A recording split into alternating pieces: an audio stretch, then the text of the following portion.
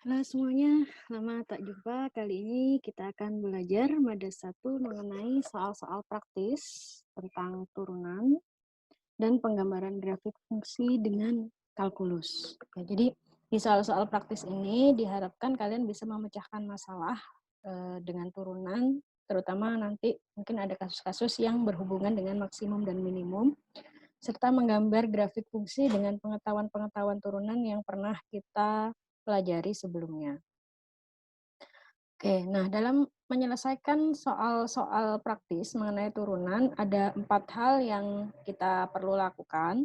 Yang pertama adalah buat sebuah gambar untuk masalah yang diberikan dan tentukan variabel yang sesuai.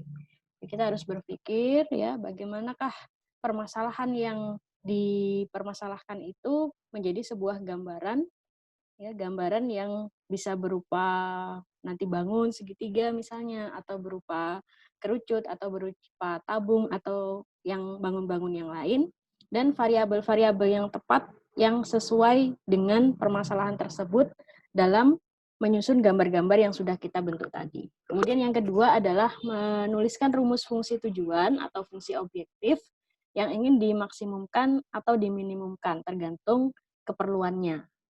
Kemudian gunakan fungsi tersebut ya dan kondisi masalah menjadi suatu fungsi yang hanya mengandung satu variabel tunggal saja. Ya, misalnya terhadap waktu atau terhadap X gitu saja, bukan fungsi implisit ya. Kemudian yang keempat adalah mensubstitusikan nilai kritis. Ya, nilai kritis ada dari titik kritis ada 3 ya. Yang pertama adalah ujung selang, yang kedua adalah turunan pertama sama dengan 0 atau titik stasioner, dan turunan pertama tidak ada ya, atau disebut dengan titik singular. Kemudian substitusikan nilai kritis tersebut ke dalam fungsi tujuan atau fungsi objektif, serta gunakan teori uji turunan pertama dan kedua untuk menentukan maksimum atau minimum sebuah fungsi. Oke, nah pasti kita harus mengingat-ingat lagi nih, apa sih titik kritis ya? Tadi sudah disinggung ya. Titik kritis itu adalah titik ujung dari selang. Kalau misal fungsi itu ada di dalam satu interval. Jika fungsi itu tidak ada di dalam satu interval, maka kita menggunakan domain dari fungsi tersebut. Ya. Kemudian titik stasioner yaitu di mana saat turunannya sama dengan 0, akan nanti ketemu C berapa saja yang memenuhi persamaan tersebut.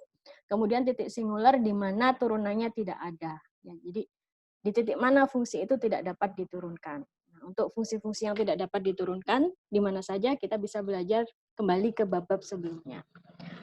Oke, nah untuk menentukan nilai ekstrim, nah nilai ekstrim itu adalah pada saat kita sudah dapat titik kritisnya, maka titik tersebut kita bisa substitusikan ya ke fungsi awal untuk menentukan nilai maksimum dan minimum, atau kita juga bisa gunakan uji turunan pertama maupun uji turunan kedua untuk menyatakan apakah titik tersebut merupakan minimum atau maksimum.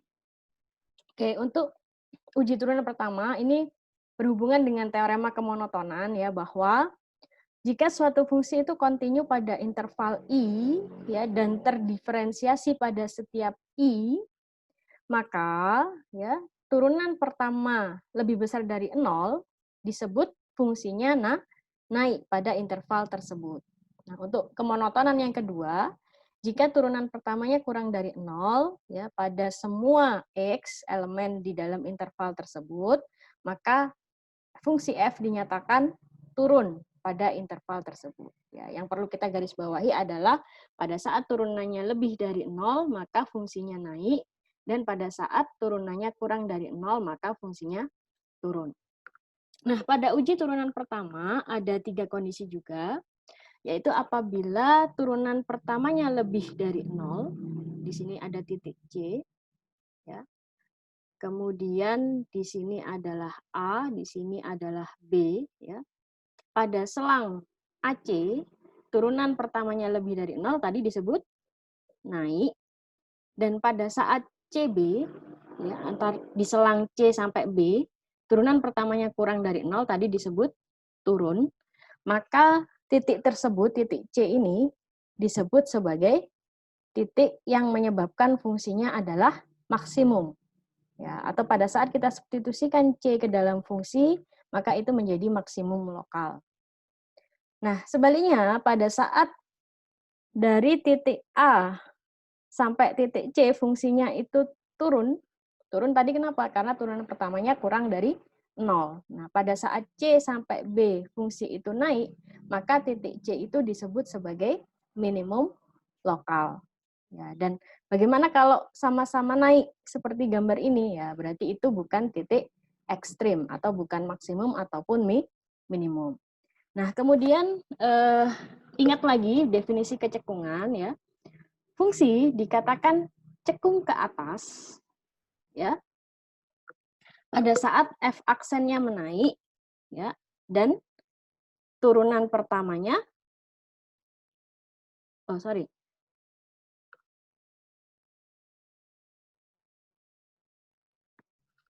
Oke, benar ya. Jadi fungsi dikatakan cekung ke atas pada interval I jika turunan pertamanya menaik. Ya, cekung ke atas itu seperti mangkok yang terbuka ke atas.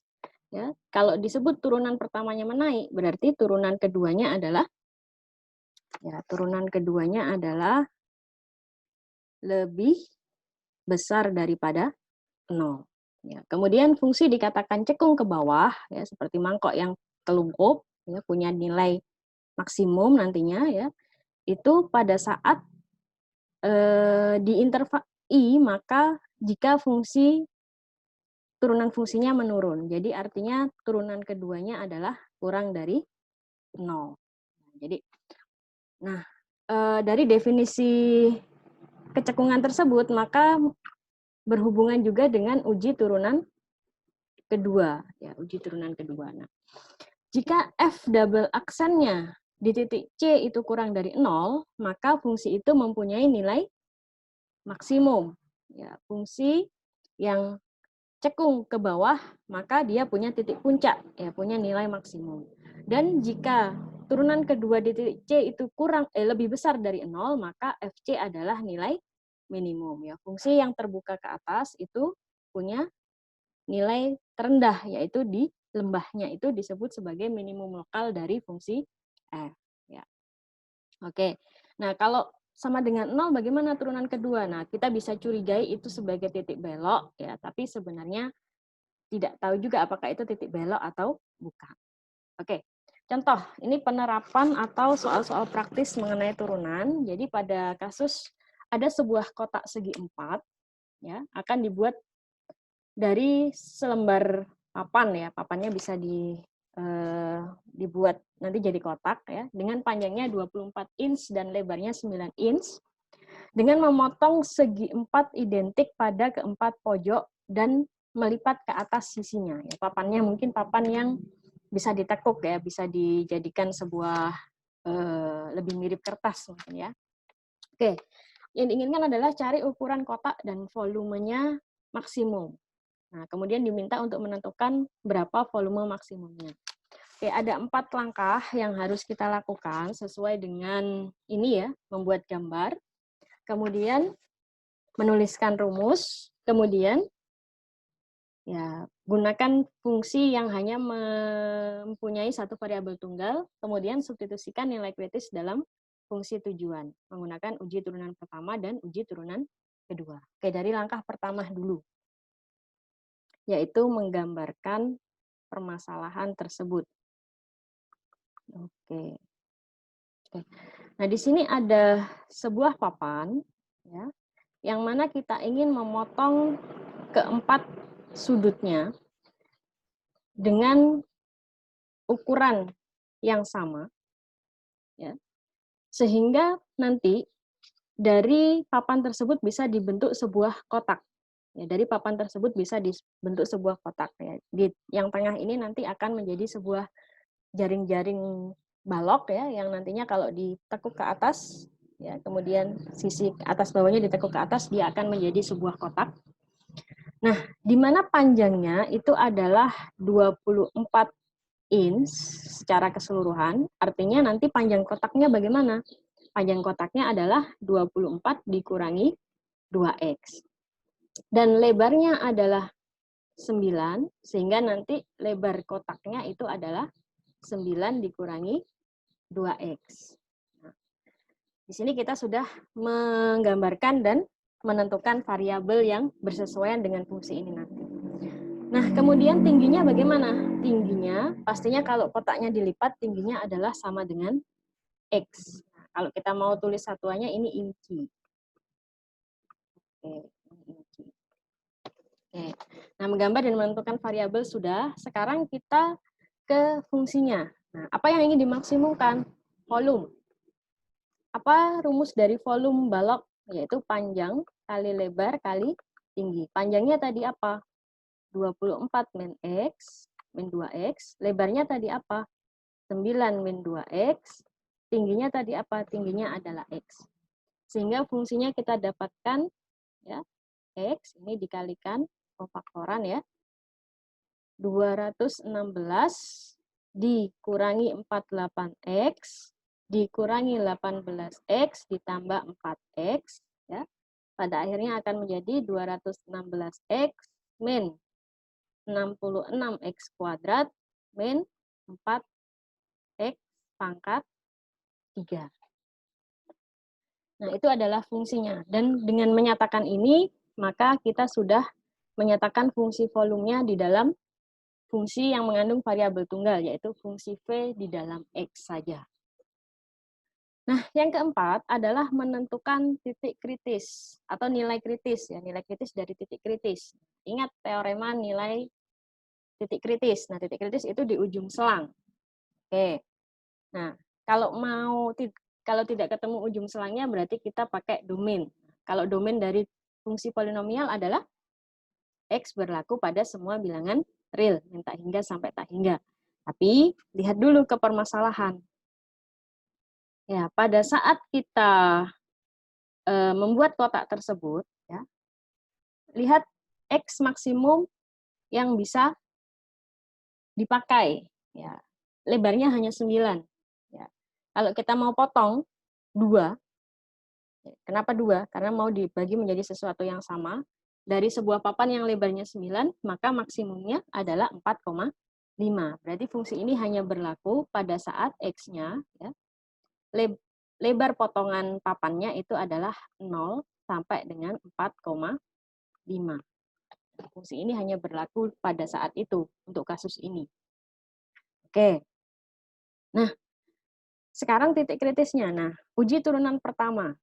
Berarti kita harus menurunkan sekali. Hasilnya adalah 216 minus 132X minus 12X kuadrat. Oke. Nah, kalau kita bagi 12 semuanya, ya, kita kali dengan 1/12 semuanya, maka akan menjadi 12-nya keluar, di sini tinggal 18 dikurangi 11X dikurangi X kuadrat. Ya, atau kita bisa tulis lagi menjadi 12, ya. Kemudian min X kuadrat min 11X plus 18.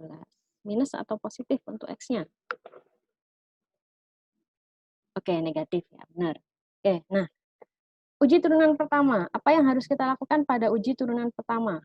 Ya, kita harus menyamadengankan dengan 0, karena kita harus memenuhi pertidaksamaan lebih besar dari 0 apabila fungsi itu naik dan kurang dari 0 apabila fungsi itu turun. Oke, sekarang kita sama dengankan ini dengan 0, maka akan mendapatkan X min 2, X min 9, ya, sama dengan 0. Ya, X min 2, X min 9 sama dengan 0. Oke. Apa yang kita dapatkan dari titik stasioner ini, ya? Titik stasionernya adalah X sama dengan 2 atau X sama dengan 9. Oke, kalau kita pakai uji turunan kedua, ya, maka turunan kedua dari fungsi tadi itu adalah sama dengan minus 132 dikurangi 24X. Pada saat kita substitusikan 2, maka hasilnya negatif. pada saat kita substitusikan 9, maka hasilnya juga negatif. Kalau pakai uji turunan kedua, berarti kedua-duanya ini adalah, ya pada saat X sama dengan 2, apa yang terjadi saat turunannya negatif, turunan keduanya negatif, maka itu adalah nilai maksimum lokal. Nah, dua-duanya nilai maksimum. Nah, tapi kita kembalikan ke domain. Ya, domainnya hanya bisa berlaku pada saat X-nya 0 sampai 4,5. Maka kita ambil yang X-nya sama dengan 2. Oke, silakan diserapi ya. Jadi sebenarnya dua-duanya maksimum nih, tapi lihat domainnya. Nah, domain untuk kejadian tadi, X-nya dibatasi hanya 4,5. Oh, berarti X yang dapat menjadi solusi itu adalah pada saat potongan tadi, X-nya itu sisinya sama dengan 2. Oke.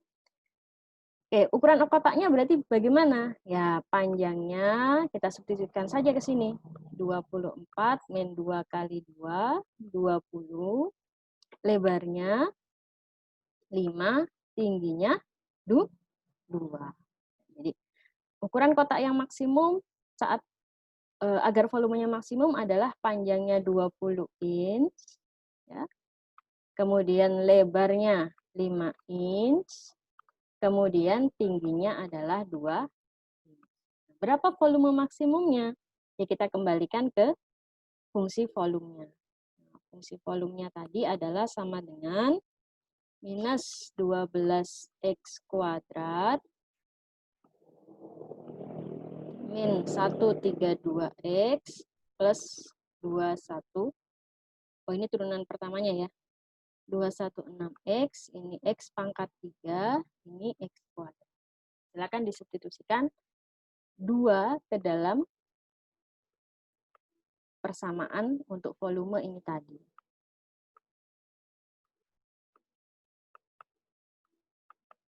Itulah, itu adalah, kok ke situ?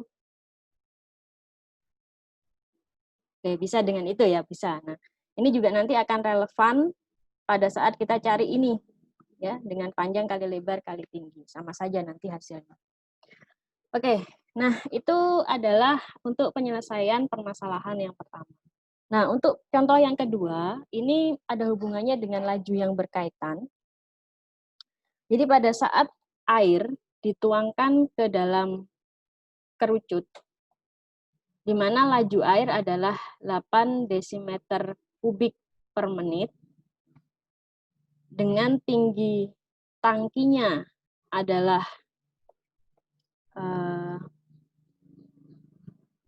dengan ya, dengan tinggi airnya ini adalah 24 desimeter, dan jari-jari permukaan atas dari airnya itu adalah 12 desimeter. Nyatakan tinggi air di dalam fungsi T atau fungsi waktu. Ya. Ini permasalahan laju yang berkaitan. Oke. Nah, di dalam permasalahan laju yang berkaitan, maka kita harus menggambarkan ini sudah, kemudian variabelnya apa ya. 24 tadi adalah tinggi pada saat awal, tinggi air. Kemudian 12 tadi adalah permukaan air ya, awal. Kemudian 8 itu apa? Perubahan laju air atau bisa juga dV per dt atau turunan volume terhadap waktu. Kita sudah tentukan variabelnya untuk yang pertama. Nah, yang kedua, ya kita harus menyatakan bagaimana persamaannya, ya, bagaimana fungsinya. Oke. Nah, mengenai laju yang berkaitan, ya, volume dari sebuah kerucut itu adalah 1/3 PR kuadrat H. Kalau di sini ya, tinggi kerucutnya adalah H. Ya, 1/3 PR kuadrat H. Nah, kalau kita lihat hubungan antara R dan H-nya, ya, saat R-nya 12, H-nya 24. Berarti R itu adalah setengah H, atau H itu adalah 2 kali R, sama saja. Nah, sekarang yang diinginkan fungsi dalam apa? Dalam H atau dalam R? Yang diinginkan adalah fungsi dalam H, berarti kita ubah R-nya jadi H. Oke. Berarti sepertiga Pi H per 2 kuadrat H. Nah, volume dalam H itu adalah sepertiga Pi H pangkat 3 per 4, atau H pangkat 3 per 4 dikali dengan Pi per 12 ya. H pangkat 3 per 12 dikali dengan Pi. Oke, yang diketahui di permasalahan tadi apa? dV per dt, ya, dV per dt. dV per dt-nya berapa? dV per dt-nya adalah 8. Nah, 8 sama dengan, kalau kita turunkan V-nya, maka kita turunkan sisi kanannya menjadi 3H kuadrat Pi per 12, atau 1/4 H kuadrat, ya, 1/4 H kuadrat Pi. Nah, hanya bagaimana? Ya, berarti tunggu. Tadi ini kita menurunkan terhadap T, padahal yang di sini kita turunkan terhadap apa sehingga jadi ini? Terhadap H, ya. Berarti kita tambahkan di sini adalah dH per dt. Atau kita juga bisa tulis sebagai turunan dari fungsi H terhadap waktu. Turunan dari fungsi H terhadap waktu. Oke, nah yang diminta adalah menyatakan, ya, menyatakan fungsi dalam H. Nah, kalau dari persamaan tadi ya, H kuadrat itu bisa menjadi 8 kali 4 dibagi Pi, nah, dikali turunan H. Berarti hanya apa? Hanya adalah akar 8 kali 4 berapa? 32. 8 kali 4 adalah 32 Pi dikali turunan H-nya. Jadi hanya itu adalah sama dengan akar 32 Pi dH per dt. Ini bentuk fungsinya. Nah, ini namanya adalah fungsi yang mengandung turunan, ya, atau nanti disebut persamaan diferensial, ya, persamaan diferensial. Oke, ya, jadi fungsinya seperti itu, merupakan fungsi yang mengandung turunan atau disebut persamaan diferensial. Oke, nah untuk latihan ini ada 3 kasus, silahkan dikerjakan dengan 4 langkah tadi, yaitu membuat gambar, kemudian menentukan variabelnya, ya, kemudian menentukan fungsinya dinyatakan di dalam satu variabel saja, kemudian dimaksimumkan atau diminimumkan tergantung permintaan dari kasusnya. Oke, masalah penggambaran grafik dengan kalkulus ya tidak lepas dari tadi kita turunan pertama dan turunan kedua dengan menggambarkan juga titik-titik kritis dan pasangan di fungsi X-nya nanti. Jadi titik kritisnya berapa, fx-nya berapa, nah titik-titik kritis itu juga perlu digambarkan di dalam grafik saat kita menggunakan kalkulus. Oke, nah ini ya, jadi kemarin tadi kita sudah belajar ya bagaimana mempelajari aplikasi dari turunan ya sekarang, dan kemarin juga kita sudah belajar bagaimana menggambar grafik fungsi yang dengan menyatakan X dan Fx atau Y-nya menjadi titik-titik, kemudian kita tarik garis menjadi kurva begitu. Nah, sekarang kita lebih agak kompleks dengan menggunakan kalkulus ya. Jadi menggunakan kemonotonan, menggunakan kecekungan dan sebagainya. Oke, contoh, langsung ke contoh saja karena ini adalah materi yang berupa aplikatif ya. Ada 5 langkah. Yang pertama menentukan daerah asal fungsi, yang kedua menentukan titik potong terhadap sumbu ordinat. Sumbu ordinat itu apa? Sumbu X maupun sumbu Y. Ya. Bagaimana kalau X-nya 0 atau bagaimana kalau Y-nya 0. Kemudian menyatakan apakah fungsi genap atau fungsi ganjil. Ya, ingat fungsi genap adalah fungsi yang pada saat kita substitusikan min X, maka hasilnya Fx, akibatnya apa? Ini simetri terhadap sumbu Y. Dan fungsi ganjil itu adalah fungsi yang apabila disubstitusikan min X, itu akan menjadi min Fx, ya ini min Fx, min Fx, atau disebut simetri terhadap titik pusat. Contoh paling sederhana dari fungsi ganjil itu adalah fungsi X pangkat 3 dan fungsi genap adalah fungsi X kuadrat. Kalau di trigonometri, fungsi genap itu adalah cos, ya. Cos min pi per 2 itu sama dengan cos pi per 2. Dan fungsi ganjil itu adalah sin. Sin min pi per 2 itu adalah min sin min pi per 2. Kemudian menentukan kemonotonan, apa tadi monoton? Monoton naik pada saat turunan pertamanya lebih dari 0, monoton turun pada saat turunan pertamanya kurang dari 0. Untuk menentukan apakah itu ekstrim lokal ya, maksimum lokal atau minimum lokal. Kemudian menentukan kecekungan ya. Kecekungan itu pada saat turunan keduanya lebih besar dari 0, pada saat turunan keduanya lebih besar dari 0, maka dia punya nilai maksimum sehingga punya nilai minimum sehingga cekung ke atas. Dan pada saat turunan keduanya kurang dari 0, dia punya nilai minimum maka punya nilai maksimum maka dia cekung ke bawah. Dan titik belok bila ada. Titik yang dicurigai sebagai titik belok itu adalah pada saat turunan keduanya sama dengan 0.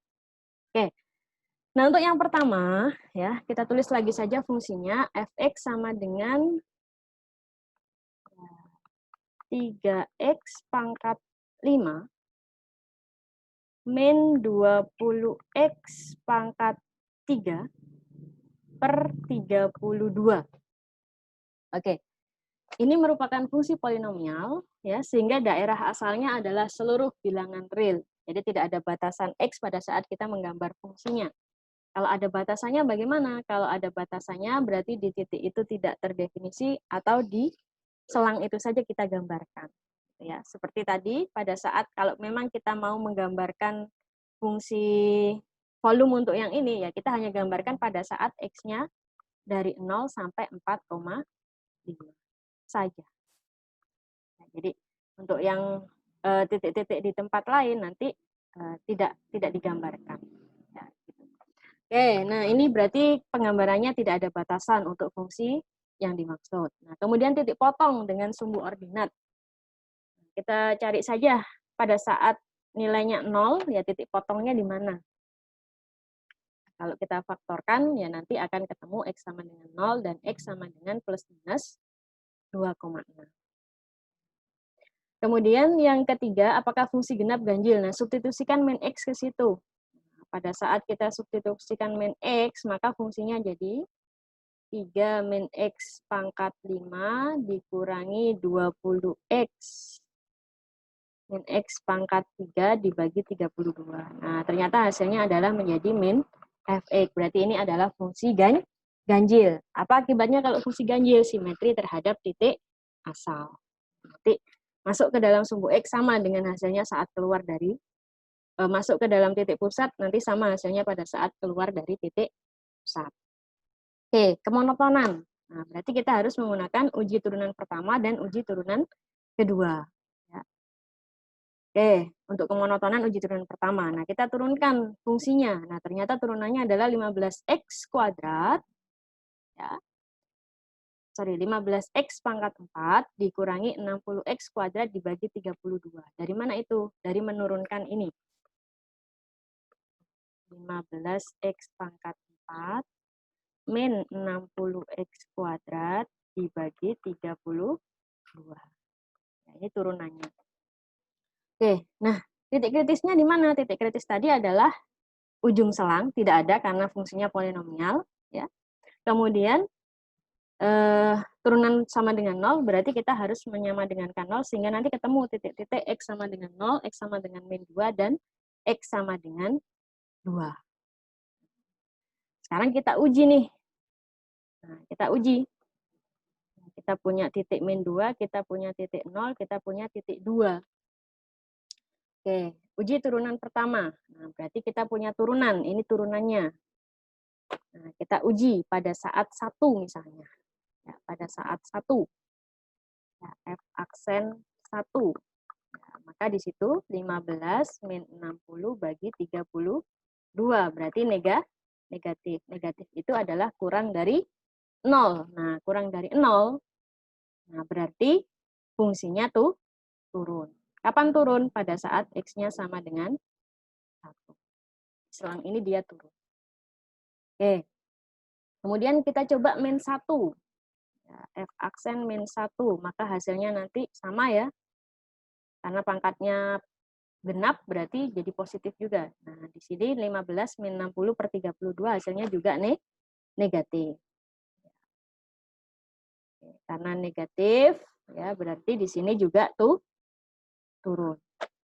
Oke. Kemudian pada saat min 3 misalnya.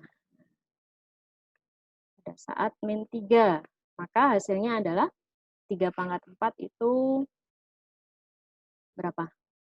Min 81 ya. Min 60, 3 pangkat 2 itu 9. Oke, hasilnya negatif atau positif nih? Ya, masih negatif ya. Negatif atau positif? Negatif ya. Kemudian pada saat 2 sampai tak hingga, positif ya, positif. Pada saat ini jadinya positif ya, positif. Ini positif. Berarti pada saat min 3 ini naik, pada saat ini juga naik. Saat kita substitusi 3, nanti hasilnya juga positif. Nah, jadi, karena lebih besar dari 0 atau positif tadi, pada selang min tak hingga sampai min 2 dan 2 sampai tak hingga, serta turunannya kurang dari 0 atau negatif tadi, pada 1 dan min 1, akibatnya pada selang min 2 sampai 0 dan 0 sampai 2 itu fungsinya adalah turun, atau bisa kita gambarkan seperti ini. Jadi kita tahu nih, nah saat di sini ya, saat di sini,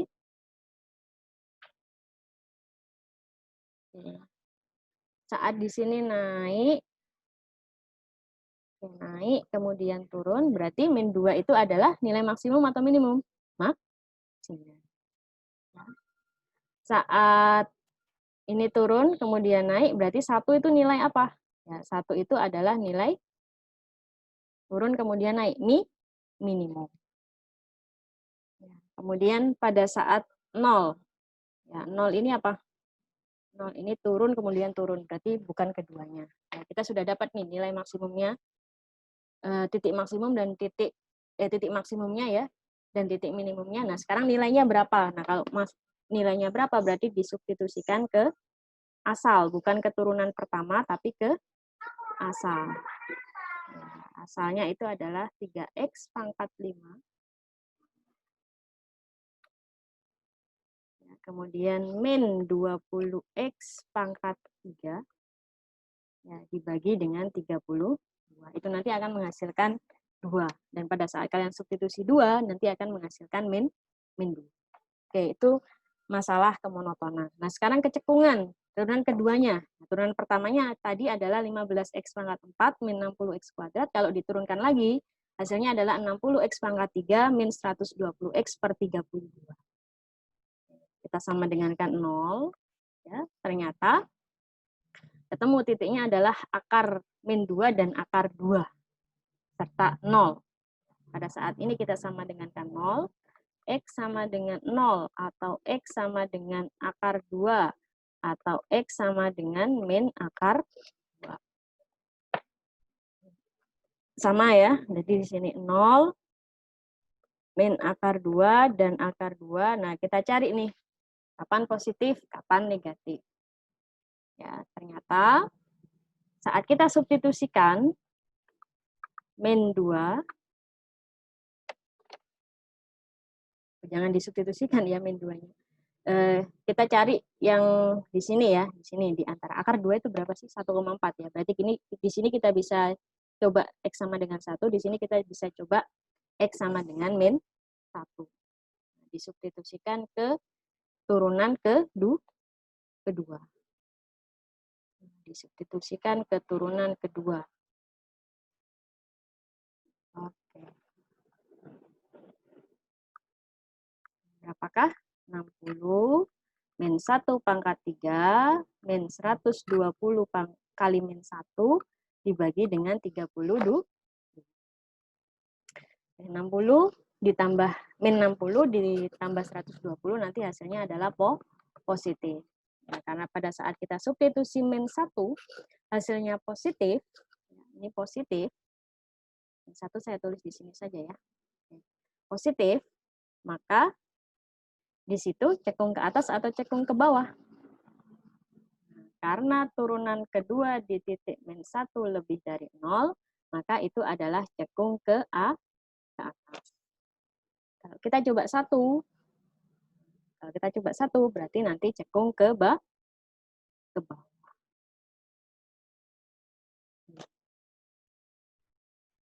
Cekung ke bawah. Nah, oke. Nah, kemudian bagaimana kalau min tak hingga sampai min akar 2? Nah, itu juga nanti cekung ke bawah.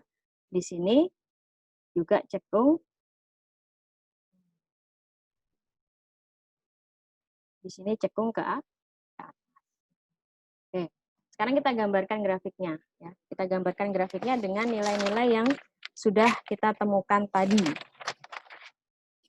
Dengan nilai-nilai yang sudah kita temukan tadi. Oke, ini untuk maksimum minimum ya. Untuk maksimum minimum kita dapat nilai berapa tadi?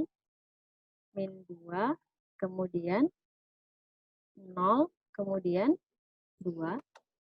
Untuk kecekungan kita dapatkan akar 2, 0, dan min akar 2.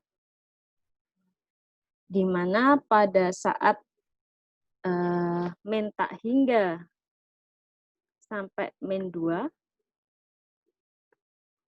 maka fungsinya adalah naik, ini turun, ini ini turun juga.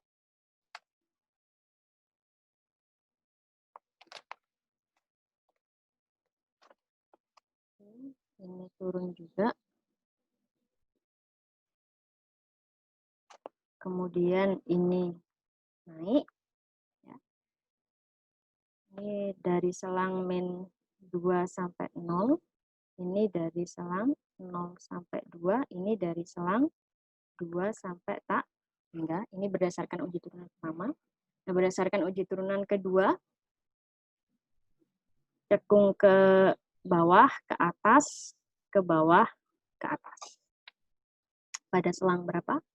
Min tak hingga sampai min akar 2, min akar 2 sampai 0, 0 sampai akar 2, cekung ke bawah, akar 2 sampai tak hingga, cekung ke atas. Oke, sekarang titik-titiknya berapa nih? Tadi pada saat kita substitusi ya,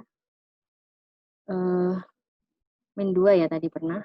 Min 2 kita dapat 2. Pada saat kita substitusi 2, kita dapat min 2.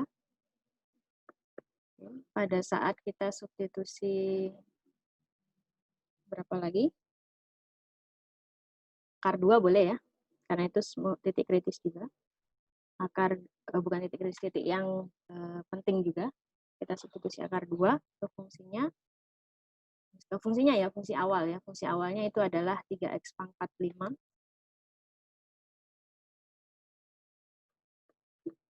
Kemudian ditambah,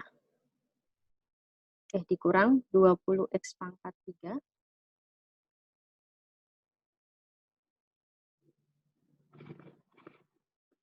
Dibagi 32. Nah, ini nanti kita akan dapat nilai, untuk yang minus, kita akan dapat nilai 1,2. Dan pada saat yang positif, kita nanti akan dapat nilai min 1,2. Oke, kita gambarkan grafiknya dengan warna merah. Ini adalah sumbu Y sama dengan 0. X sama dengan 0 ya maksudnya. Nah, pada saat ini kita luruskan saja ya. Akar 2 di sini adalah min 2. Di sini akar 2, di sini adalah 2, atau saya pindah saja ya yang X tadi. Di sini min 2, 2, 2 min 2, akar min akar 2, 1,2, akar 2 min 1,2. Oke, kita hapus dulu.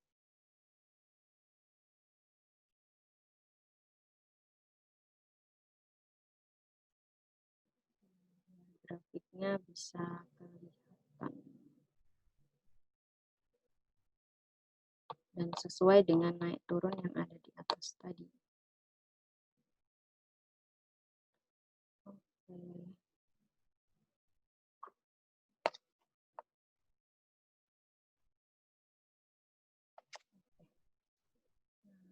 Kemudian ya pada saat min 2 dia bernilai 2, pada saat min akar 2 1,2.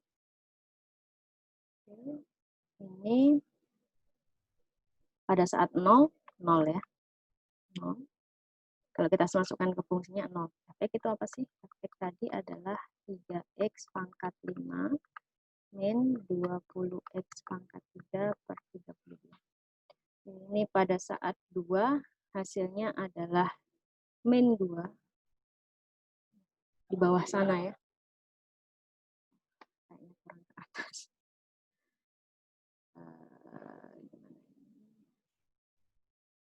Ya di bawah sana ya. Intinya dia ada titik di sini sama di sini.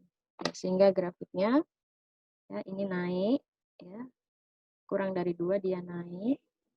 Kemudian ini turun.